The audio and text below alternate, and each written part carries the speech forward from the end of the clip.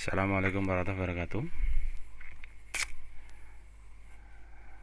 Pertemuan kali ini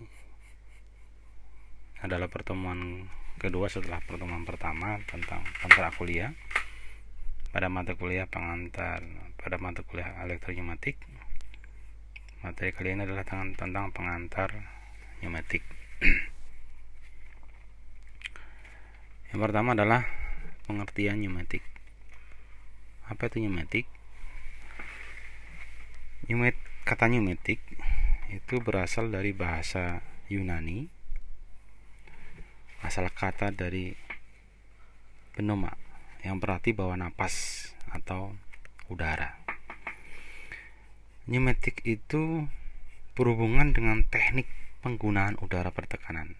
Ini kata kuncinya, bahwa udara ada di sekitar kita, tapi udara yang bertekanan itu adalah bagian dari scope pneumatik, baik itu di bawah tekanan 1 atmosfer maupun di atas, atau kita sebut dengan vakum.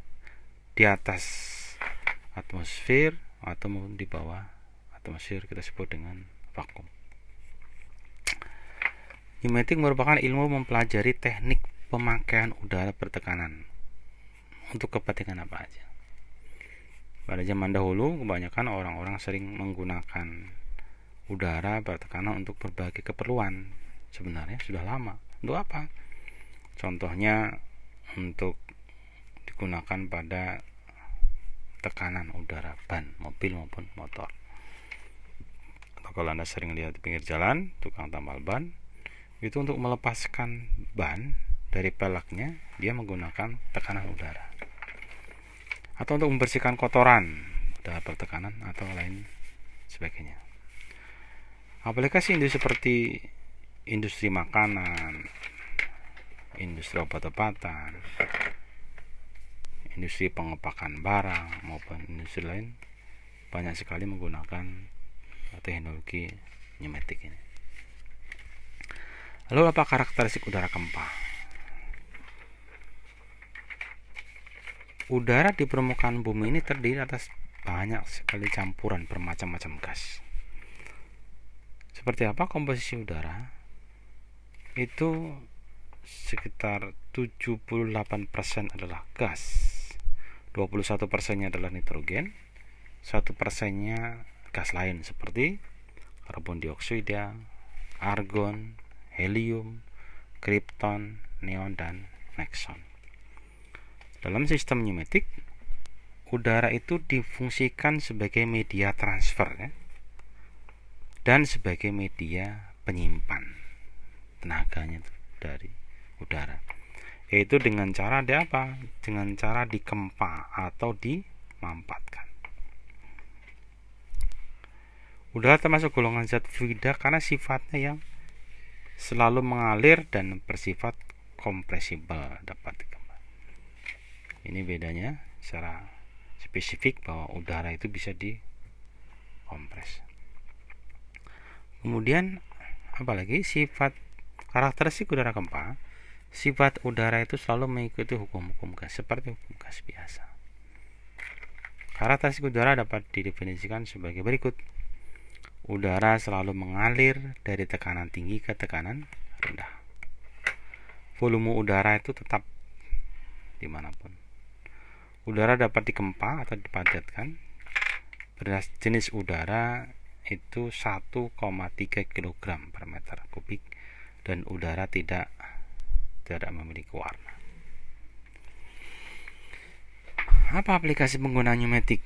Penggunaan udara bertekanan dikembangkan untuk berbagai keperluan gerakan mekanik. Proses produksinya selama ini dilakukan oleh tenaga manusia, yang selama ini manusia menggeser, mendorong, mengangkat, menekan, dan lain sebagainya. Kegiatan-kegiatan seperti ini sudah bisa digantikan dengan teknologi pneumatik.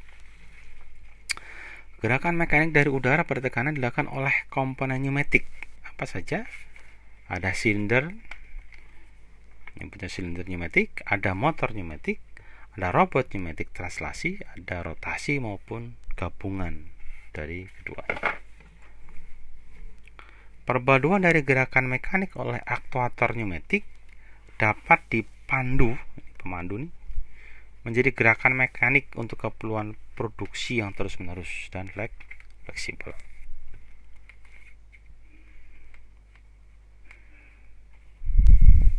Pemakaian pneumatik di bidang produksi telah mengalami kemajuan yang besar, terutama pada proses perakitan manufaktur, elektronika, obat-obatan, makanan, kimia, dan sebagainya. Pemilihan penggunaan udara pertekanan pada sistem kontrol proses pneumatik karena memiliki beberapa keunggulan. Apa saja?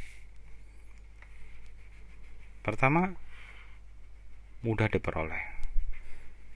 Udara ada dimanapun. Selagi kita menghirup, itulah udara. Dan udara tuh secara umum cenderung bersih ya.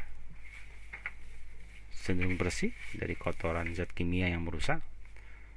Udara mudah distribusikan, kita cukup menggunakan selang yang kecil. Udara relatif aman dari bahaya ledakan. Ini udara biasa, bukan gas yang mudah meledak. Maupun udara juga tidak ada hubungan singkat, beda sama listrik ya. Udara dapat dibebani lebih karena sifatnya yang kompresibel, dan udara tidak peka terhadap perubahan suhu. Beberapa perubahan suhu udara masih tetap ada, bisa dimanfaatkan untuk aplikasi pneumatik. Udara yang digunakan dalam pneumatik sangat mudah didapat, sekitar kita banyak. Di mana saja kita bisa mendapatkan udara. Jumlahnya berlimpah. Selain udara terdapat di sekitar kita cenderung lebih bersih. Ya karena dari kotoran tadi sama ya, dapat dibebani lebih tanpa ada bahaya yang fatal. Karena tahan terhadap perubahan suhu, maka pneumatik banyak digunakan pada industri pengolahan logam ya, pada suhu panas dan sebagainya. Aplikasi pneumatik sangat cocok digunakan. Secara umum udara dapat dihisap. Nah, aplikasi pneumatik secara umum udara dapat dihisap oleh kompresor, lalu disimpan dalam tabung penampung. Prinsipnya hanya itu aja. Sebelum digunakan, udara di kompresor diolah. Diolah dulu apa? Biar apa? Udaranya kering, tidak dan sedikit mengandung pelumas. Setelah melalui regulator udara dapat digunakan untuk apa? Untuk katup penggerak tersebut dengan aktuator, baik berupa silinder, stang torak, translasi maupun motor pneumatik yang bergerak rotasi. Gerakan bolak-balik atau translasi bisa gerakan berputar atau rotasi pada aktuator. Selanjutnya kita digunakan untuk berbagai keperluan oleh manusia, apa saja. Efektivitas pneumatik. Sistem gerak dalam pneumatik memiliki optimalisasi atau efektivitas bila digunakan pada batas-batas tertentu. Tetap pneumatik memiliki batas-batas pada kondisi apa dia bisa dimanfaatkan secara optimal dan efektif. Adapun batas-batas ukuran yang dapat menimbulkan optimasi antara lain diameter piston itu antara 6 sampai dengan 320 mm, panjang langkah antara 1 sampai 2000 mm, tenaga yang diperlukan antara 2 sampai 15 bar. Nah, khusus untuk pendidikan itu biasanya berkisar antara 4 sampai dengan 8 bar cukup ya. Dapat juga bekerja pada tekanan udara di bawah 1 atmosfer atau disebut dengan vakum. Ini adalah grafik Werner Rohrer tahun 90 tentang efektivitas udara pertekanan. Belah sini adalah diameter toraknya, yang ke atas adalah berapa udara yang diperlukan, berapa liter per sentimeter. Ini arah grafiknya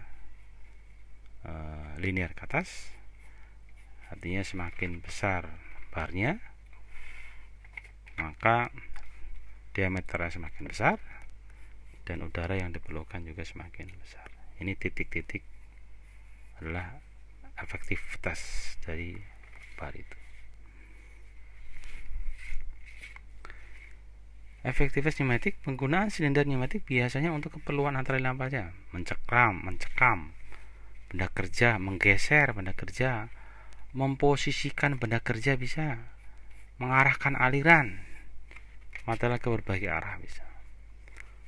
Penggunaan secara nyata pada industri antara lain untuk keperluan apa saja? Membungkus karton, packing gitu, mengisi material, mengatur distribusi material, penggerak poros, membuka dan menutup pintu, bisa untuk transportasi barang, bisa untuk memutar benda kerja, bisa untuk menumpuk, menyusun material, bisa untuk menahan, bisa untuk menekan benda kerja dan lain sebagainya. Melalui gerakan rotasi, pneumatik dapat digunakan untuk apa aja? Mengebor, ya, memutar, bisa mengencangkan maupun mengendorkan mur atau baut, bisa untuk memotong, ya, bisa membentuk profil plat, bisa untuk menguji, bisa juga untuk proses finishing, untuk gerinda dan lain sebagainya. Apa itu saja keuntungan pneumatik ini? Keuntungan yang pertama adalah ketersediaannya yang tak terbatas, udara yang kita pakai dimanapun ada. Yang kedua, mudah disalurkan. Kenapa? Ya kita cukup menggunakan pipa-pipa selang kecil, ya, panjang dan berliku. Fleksibilitas temperatur, udara dapat fleksibel digunakan pada berbagai temperatur. Aman, karena dapat dibebani lebih dengan aman, ya. Tidak mudah terbakar, tidak akan jadi hubung singkat pneumatik, ya, seperti korsleting atau meledak, tidak. Sehingga proteksi terhadap dua hal itu cukup mudah. Berbeda dengan skema elektrik yang mungkin bisa menimbulkan bahaya kebakaran. Apalagi teknologi pneumatik adalah teknologi yang bersih. Karena udara yang ada di sekitar kita cenderung bersih tanpa zat kimia yang berbahaya. Jumlah kandungan polumasnya dapat diminimalkan sehingga sistem pneumatik aman kalau digunakan pada industri obat-obatan, makanan, minuman dan lain sebagainya. Keuntungan berikutnya adalah pemindahan daya dan kecepatan sangat mudah diatur. Udara dapat melalui kecepatan yang dapat diatur dari rendah sampai tinggi. Bila aktuator menggunakan silinder pneumatik, maka kecepatan torak bisa mencapai 3 meter per second.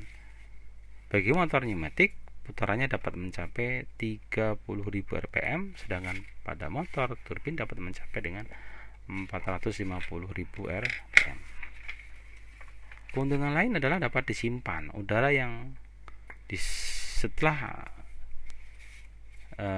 dikompresi, udara dapat disimpan di tabung yang diberi dengan pengaman terhadap kelebihan udara. Selain dapat disimpan pembatas tekanan atau pengaman, ya. Berikutnya, keuntungan pneumatik adalah mudah dimanfaatkan.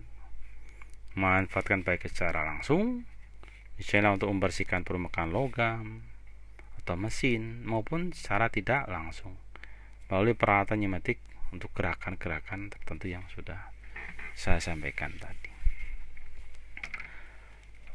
Walaupun memiliki kelebihan, pneumatik juga memiliki kelemahan. Yang pertama adalah memerlukan instalasi peralatan penghasil udara. Jadi udara yang disimpan, ya, butuh peralatan instalasi yang harus memiliki kriteria. Udaranya bagus adalah harus kering, bersih, tidak mengandung pelumas yang diperlukan untuk peralatan pneumatik serta mengandung pelumas. Kenapa? Agar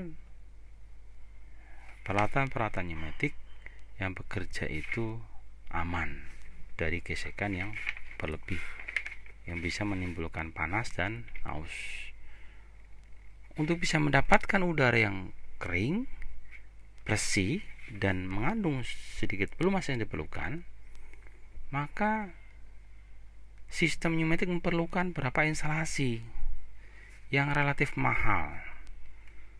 Ya, kita perlu kompresor untuk mendapatkan udara bertekanan. Kita perlu menyaring udara agar udaranya kering, ya. Udara kering dan bersih disaring. Kita butuh tabung pelumas agar mengandung pelumas. Kita butuh pengering. Kita juga butuh regulator pengatur. Ini adalah satu kelemahan dari pneumatik. Kelemahan yang kedua adalah mudah terjadi kebocoran. Karena sifat udara bertekanan itu selalu menempati ruang yang kosong dan tekanan udara susah dipertahankan dalam waktu bekerja. Karena itu diperlukan shield, ya, penahan agar udara tidak bocor. Karena jika shield terjadi kebocoran, maka akan menimbulkan kerugian energi. Peralatan pneumatik harus dilengkapi dengan apa?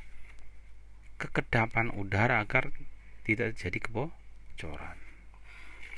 Agar udara bertekanan itu dapat terjadinya kebocoran pada udara bertekanan bisa ditekan seminimal mungkin. Jadi yang pertama adalah memerlukan peralatan penghasil udara untuk bisa menghasilkan udara yang bersih, kering, dan mengandung sedikit pelumas. Yang kedua adalah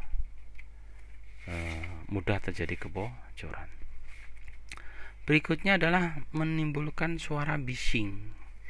Kalau teknologi pneumatik itu karena menggunakan sistem terbuka. Apa itu sistem terbuka? Artinya bahwa udara yang telah digunakan itu dibuang keluar sistem. Ya. Udara yang keluar itu cukup keras dan berisik sehingga menimbulkan suara bising, terutama pada saat saluran dibuang. Lalu bagaimana cara mengatasinya? Ya dengan memasang peredam pada setiap saluran buang. Itu untuk meredam adanya suara bising. Berikutnya kelemahan adalah mudah mengembun. Udara yang bertekanan itu cenderung mudah mengembun. Sehingga sebelum memasuki sistem harus diolah terlebih dahulu untuk memenuhi persyaratan. Apa? Udaranya harus kering, memiliki tekanan yang cukup dan mengandung sedikit pelumas agar mengurangi gesekan dan katup-katup. Itu adalah kelemahan dari pneumatik. Lalu klasifikasi sistem pneumatik kita lihat dari bawah. Pertama adalah sumber energi udara bertekanan. Ya, ini adalah kompresor. Kemudian tahapan kedua adalah sinyal input. Apa saja? Dari udara dari kompresor diberikan sinyal input, bisa dalam bentuk katup tekan, bisa dengan tuas roll, bisa dengan sensor. Ya, seperti ini contohnya. Tekan, kemudian sinyal input akan diproses oleh pemproses sinyal, ya, oleh katup kontrol, bisa N, bisa OR, bisa NOR, dan lain sebagainya. Ya, ini katup kontrol arah. Kemudian ada pengendali sinyal, katup pengendali sinyal, dan yang terakhir adalah aktuator penggerak. Itu adalah 1, 2, 3, 4, 5. Ada 5 tahapan dalam klasifikasi sistem pneumatik. Nah, Tugas pertama adalah setelah Anda mendapatkan materi tentang apa itu pneumatik, apa itu udara, apa itu keuntungan atau kelebihan pneumatik, apa kekurangan pneumatik, lalu aplikasi apa dalam pneumatik, maka tugas Anda adalah mengumpulkan video aplikasi pneumatik di industri minimal yang memiliki minimal satu gerakan ya. Ini ada 23 gerakan. Anda cari di YouTube, kemudian Anda diminta mengirimkan 2 saja, masing-masing mahasiswa 2, kemudian disimpan di flash disk atau di CD, dikumpulkan oleh PJ. Bapak tidak rekomendasikan upload karena nanti akan membebani OneDrive Bapak. Di email juga nanti byte-nya sangat besar, maka cukup Anda kumpulkan di PJ, nanti PJ dikolektifkan lalu diserahkan. Jangan lupa tulis nama Anda, norek, terus mata kuliah dan kode seksi ya. Dan tidak boleh sama satu mahasiswa dengan mahasiswa yang lain ya. Itu saja pertemuan kedua kita membahas tentang pengantar daripada pneumatik. Kurang lebihnya mohon maaf. Wassalamualaikum warahmatullahi wabarakatuh.